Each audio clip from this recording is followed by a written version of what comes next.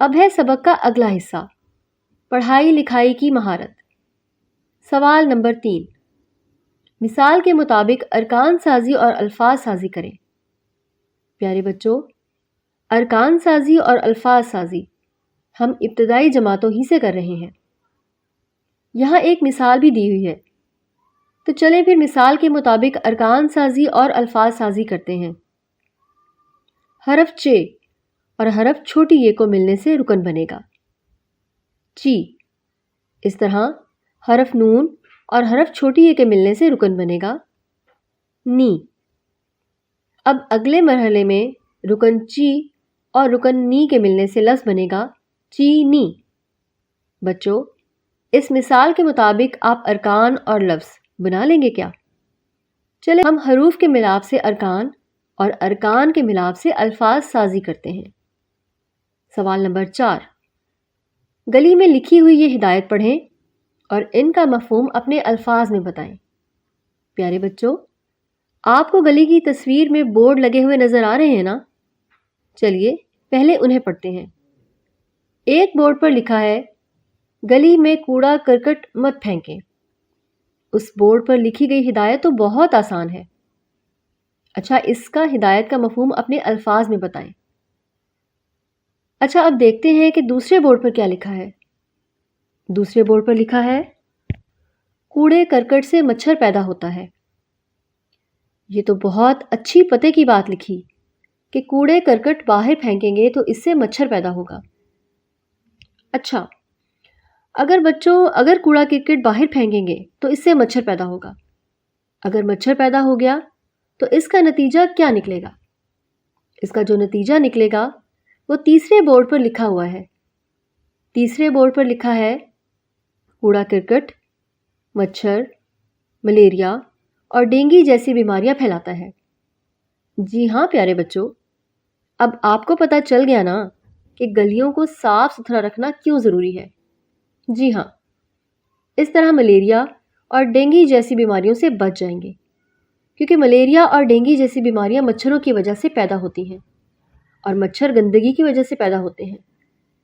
اس لیے اگر ہم گلیاں صاف ستھری رکھیں گے تو نہ مچھر پیدا ہوں گے اور نہ ملیریے اور ڈینگی جیسی بیماریاں۔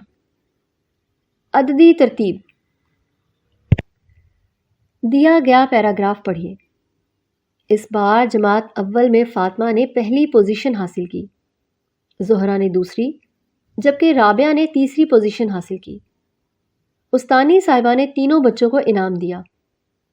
اوپر کچھ الفاظ نمایاں کیے گئے ہیں۔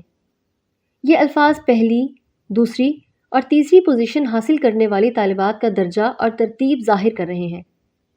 انہیں عددی ترتیب کہتے ہیں۔ پیارے بچوں، امید ہے کہ عددی ترتیب کا تصور آپ نے سمجھ لیا ہوگا۔ چلیں پھر ایک سرگرمی کرتے ہیں۔ سوال نمبر 5، مثال کے مطابق خانوں میں درست عددی ترتیب لکھیے۔ بچوں، یہ تو بہت آسان ہے۔ ہر ہندسے کے مطابق عددی ترتیب لکھتے جائیں گے، جیسے 2 والے ہندسے میں دوسرا، دوسری، دوسرے، 3 والے ہندسے میں تیسرا، تیسری اور تیسرے، 4 والے ہندسے کے خانے میں چوتھا، چوتھی، چوتھے، 5 والے ہندسے کے خانے میں پانچواں، پانچویں اور پانچویں، 6 والے ہندسے کے خانے میں چھٹا، چھٹی اور چھٹے، 7 والے ہندسے کے خانے میں ساتواں، ساتویں، ساتویں، 8 والے ہندسے کے خانے میں آٹھواں، آٹھویں، آٹھویں، 9 والے ہندسے کے خانے میں نواں، نویں اور نویں۔ اس طرح 10 ہندسے والے خانے میں 10واں، 10ویں اور 10واں۔ سوال نمبر 6، دی گئی عبارت درست طریقے سے پڑھیں۔ پیارے بچوں، میں آپ کے سامنے نمونے کے طور پر عبارت پڑھتی ہوں، آپ نے اسی طرح عبارت پڑھنی ہے۔ مسجد سے اذان کی آواز سنائی دی۔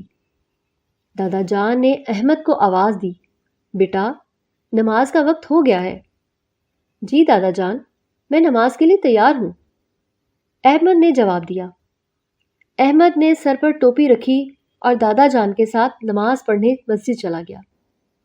احمد کے گھر کے قریب ہی مسجد ہے۔ یہ بڑی اور صاف ستھری مسجد ہے۔ مسجد میں وضو کرنے کی جگہ بھی ہے۔ لوگ نماز سے پہلے یہاں وضو کرتے ہیں۔ مسجد میں 5 وقت اذان ہوتی ہے۔ محلے کے لوگ اسی مسجد میں نماز پڑھتے ہیں۔ احمد اپنے دادا جان سے نماز سیکھ رہا ہے۔ وہ بھی نماز پڑھنے مسجد میں جاتا ہے۔ مسجد اللہ تعالیٰ کا گھر ہے۔ مسجد میں نماز پڑھنے سے زیادہ نیکیاں ملتی ہیں، اس لیے احمد اور دادا جان مسجد میں نماز پڑھتے ہیں۔ احمد مسجد میں جا کر بہت خوش ہوتا ہے۔ وہ نماز کے بعد دعا مانگتا ہے، اے اللہ مجھے نیک بنا اور نیکی کی توفیق دے، ماں باپ کا ادب کروں، لوگوں کے کام آؤں، سب کی خدمت کروں، پڑھ لکھ کر وطن کا نام روشن کروں، آمین۔ اللہ تعالیٰ ہماری دعا سنتا ہے، وہ نماز پڑھنے والوں سے راضی ہوتا ہے۔